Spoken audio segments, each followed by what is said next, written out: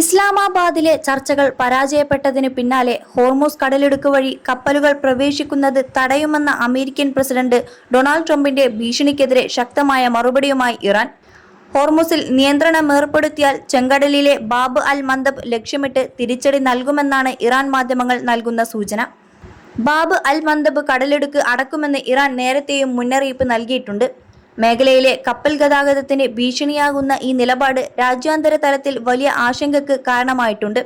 ചെങ്കടലിൽ ഹൂതി വിമതരും അമേരിക്കയും തമ്മിൽ ഏറെ നാളായി തുടർന്നിരുന്ന സംഘർഷം ഈയിടെയാണ് അവസാനിച്ചത്.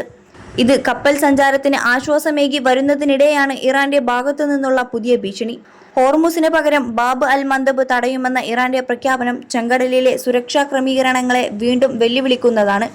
21 ലക്ഷത്തോളം സന്തുഷ്ടരായ ഉപഭോക്താക്കളും 2 ലക്ഷത്തോളം തിമിര ശസ്ത്രക്രിയകളും പൂർത്തിയാക്കിയ മലബാറിലെ ഏക കണ്ണാശുപത്രി Al Salama eye hospital, hospital road, Perinthalmanna.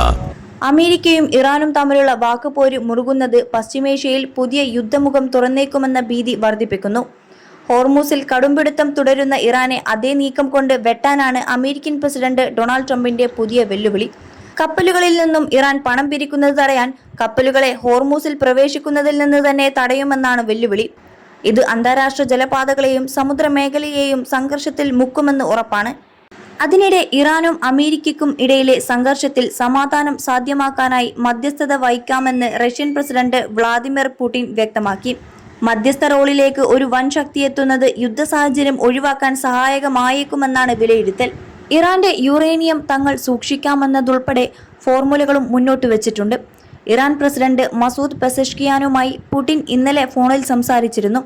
മേഖലയിൽ ശാശ്വത സമാധാനം സ്ഥാപിക്കുന്നതിനായി മധ്യസ്ഥത വഹിക്കാമെന്ന് വാഗ്ദാനം ചെയ്ത അദ്ദേഹം സംഘർഷം ലഘൂകരിക്കാനുള്ള ചർച്ചകൾക്ക് എല്ലാവിധ പിന്തുണയും വാഗ്ദാനം ചെയ്തിട്ടുണ്ട്.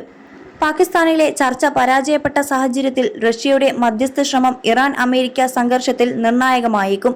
ഇറാന് സമ്മതമുള്ള റഷ്യൻ മധ്യസ്ഥതയ്ക്ക് അമേരിക്ക കൂടി കൈകൊടുത്താൽ അത് ചരിത്രമാകും. ഇസ്ലാമാബാദിൽ നടന്ന ചർച്ച പരാജയപ്പെട്ടെങ്കിലും സമാധാന ശ്രമങ്ങൾ തുടരുമെന്ന് പാകിസ്ഥാനും നിലപാട് വ്യക്തമാക്കിയിട്ടുണ്ട്. അതേസമയം വേദനാജനകമായ വിട്ടുവീഴ്ചകൾക്ക് അമേരിക്കയും ഇറാനും തയ്യാറാകണമെന്ന് ഒമാൻ വിദേശകാര്യമന്ത്രി ബദർ അൽ ബുസൈദി പറഞ്ഞു.